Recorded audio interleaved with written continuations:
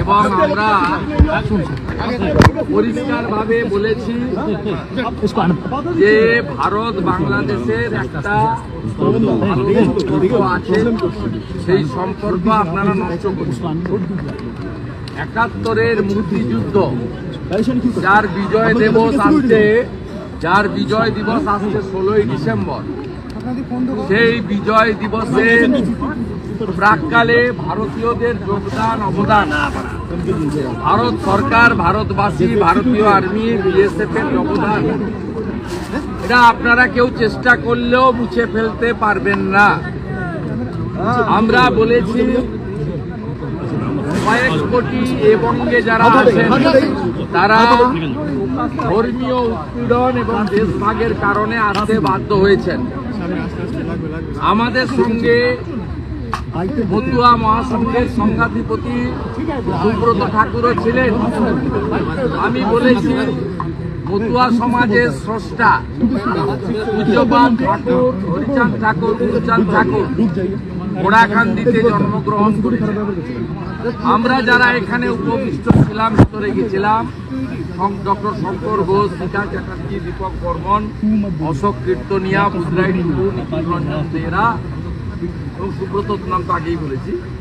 আমাদের প্রত্যেকের সঙ্গে বাংলাদেশের বহু মানুষজনের আত্মীয়তার সম্পর্ক আছে, শুধু আমাদের নয়, কয়েক কোটি মানুষ।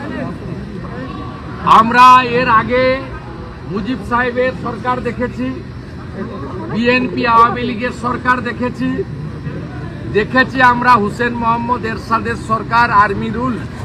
কিন্তু এই ধরনের ভারত বিদ্বেষী কথাবার্তা, ভারত বিদ্বেষী আচরণ, এই রকমের হিন্দু নিধন, হিন্দুদের আস্থার জায়গা মন্দিরকে টার্গেট করা, এইভাবে হিন্দু সনাতনী প্রচারক প্রভুদেরকে মিথ্যা মামলায় জেলে পোরা, এই জিনিস আমরা বিগত দিনে দেখিনি।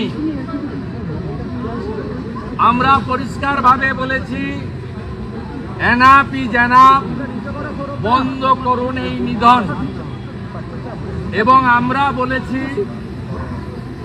যদি না করেন এবং চিন্ময় কৃষ্ণ প্রভুকে মুক্তি না দেন, তার বিরুদ্ধে কোনো অভিযোগ নেই, অভিযোগ প্রমাণিত হয়নি, তিনি একজন বাংলাদেশের রাষ্ট্রবাদী বৈষ্ণব ভাগবত প্রচারক।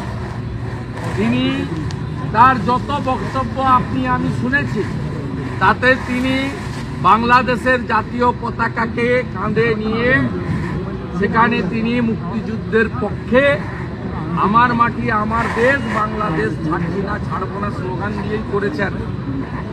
তাই তাকে যে অপবাদে করা হয়েছে, এটা সম্পূর্ণভাবে তালিবান, আইএস এবং মৌলবাদী শক্তির পদধ্বনি শোনা যাচ্ছে।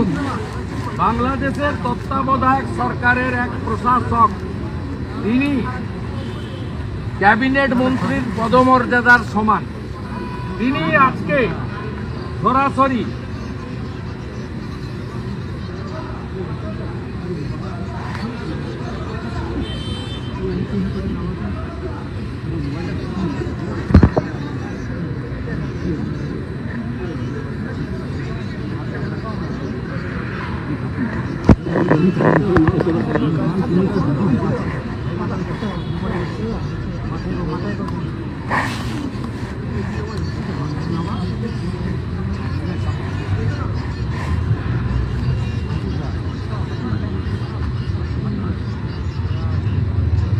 দেখুন, একজন দেশের প্রশাসক, তার দেশে কি হবে আমাদের জানারও দরকার নেই, তিনি একজন জাতীয় মন্ত্রীর পদমর্যাদা সম্পন্ন, তিনি আমরা শুনিয়েছি, আপনাদেরও শোনালাম, তিনি সরাসরি ভারতকে আক্রমণ করছেন। এই প্রশাসককে বলতে চাই, নুন আপনার আছে, আয়োডিনটা ভারতে। আমি শুধু একটা উদাহরণ দিলাম। আমি এখান থেকে দাবি করছি ভিসা 100% স্টপ করুন।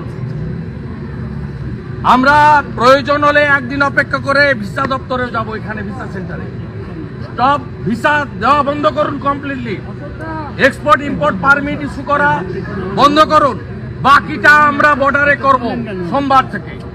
বলে দিলাম, চিন্ময় কৃষ্ণ প্রভুকে নিঃশর্ত মুক্তি, হিন্দুদের উপর আক্রমণ, মন্দির ভাঙা বন্ধ করুন।